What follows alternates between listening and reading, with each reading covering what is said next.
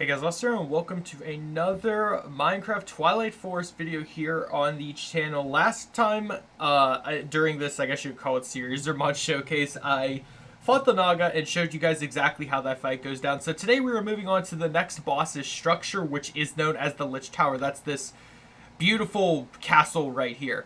So today we're not going to be fighting the Lich, that's going to be next video, but we are just going to be sort of showing off all the loot and the things that can be within this ginormous castle. So if you guys have been enjoying the mod, I guess you'd call it a mod showcase here on the channel, definitely smash like button, show your support, consider subscribing if you are new, and if you want to help support me on the channel, I do have a membership page, feel free to check that out. Otherwise, let's hop right into this. So let me just pull up my wiki page. So overview of the Lich Tower. Standing tall over the Twilight Forest canopy, Lich Towers are the lairs of the Twilight Lich, built stoutly with stone blocks, slabs, wooden floors, and railings. These imposing fortresses are easy to spot through, even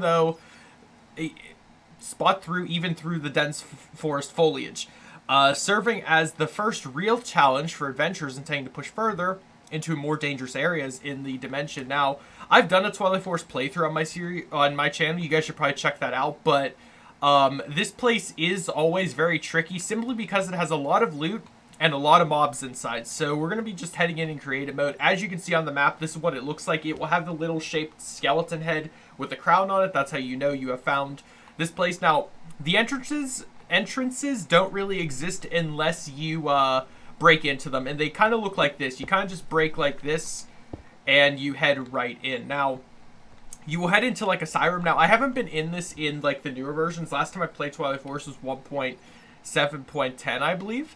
So you want to essentially find yourself in the main room, which is this room right here. And you know it's the main room because it will have both a wooden staircase and a stone slab staircase. Now, from what I remember, it's essentially up to you which path you choose. They both lead you all the way to the top. However, it does get very dangerous, as you can see already with mobs falling from the ceiling.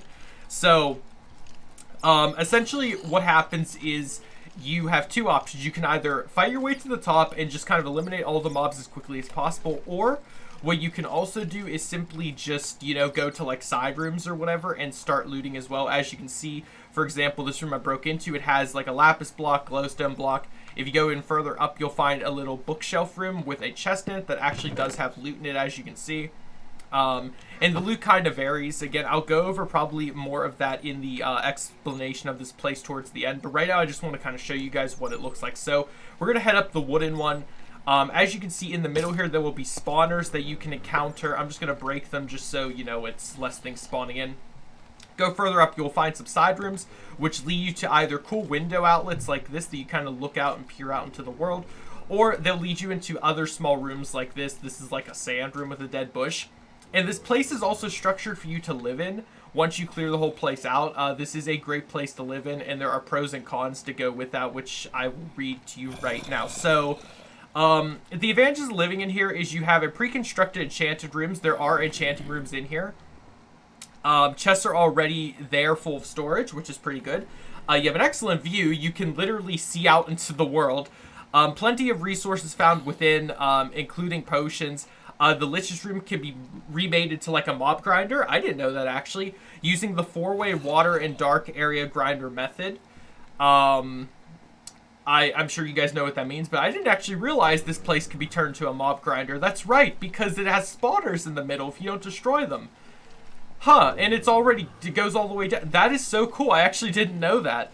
That it was structured to be like that. And there's no traps unlike the Labyrinth or Dark Tower, which we have not experienced yet, but we will. Disadvantages to this place, needs to be lit up very heavily using plenty of light emitting resources.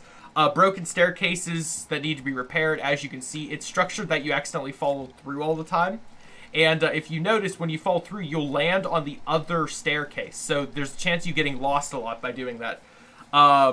Very real possibility of falling to death. Yeah, that can happen too. If there's like a hole here, you just fall to your death. I think that's actually happened to me before. Can be confusing to navigate. I don't particularly think so all too much, but I can understand what they mean by that. Several of the blocks that make up the tower structure are infested with silverfish. I'm trying to see if I can copy a silverfish block. Oh yeah, infested stone brick. Look at that. So literally the place would fall apart if you start breaking it. Pre-inhabited monsters pose a threat to anyone trying to go take over the tower. Through the proper planning, they will pose little problems. So yeah. So as you can see, these tomes live here. The skeletons, whatever. I'm going to break this spawner again just so I can get through it. Again, there's more side rooms. Again, there's a lot of lookout rooms. And then there's rooms like this that go into even more tiny spiral rooms. And as you can see, you can go up here, find some cool loot like an enchanted golden sword. You got some regen potions, blistering melons. And yeah, like I said, this place is very dangerous. It can become very tricky. And then as you can see, there's a little side room here you can go to. Another spiral up. It's like endless looting. But I do recommend taking out the majority of mobs before you start looting because it will get a bit tricky. And then if we head all the way up here, you will see we will spawn in the Twilight Lich himself. Now, I'm not going to be fighting him this episode or video, but this is what he looks like now. I see they've made some improvements to how he looks and functions, it looks like. But again, that's for another video. But yeah, as you can see, very, very tricky place to navigate. But once you clear out the whole place, it's a very fun place to be. And live, for that matter.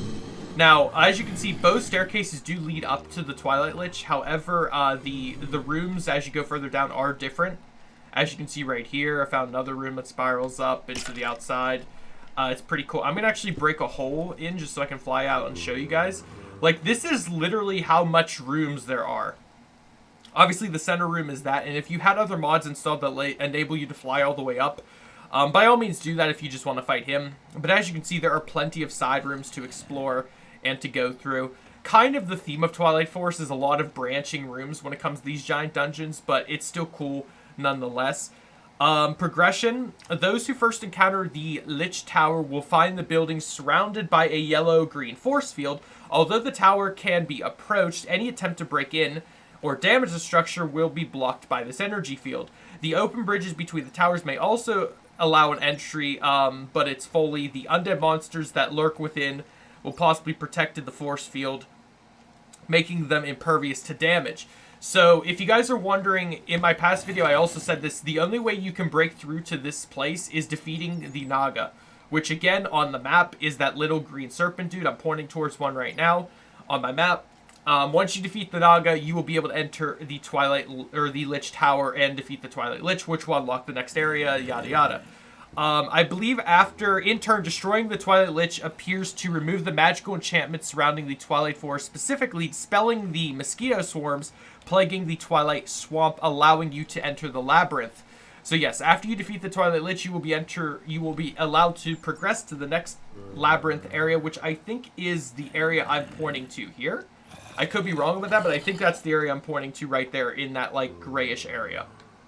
But that is pretty much all there is to say for this video. Like I said, why is there a Naga boss bar now? Interesting. But like I said, I will be taking on the Twilight Lich next video. I'm not sure when that's going to go out.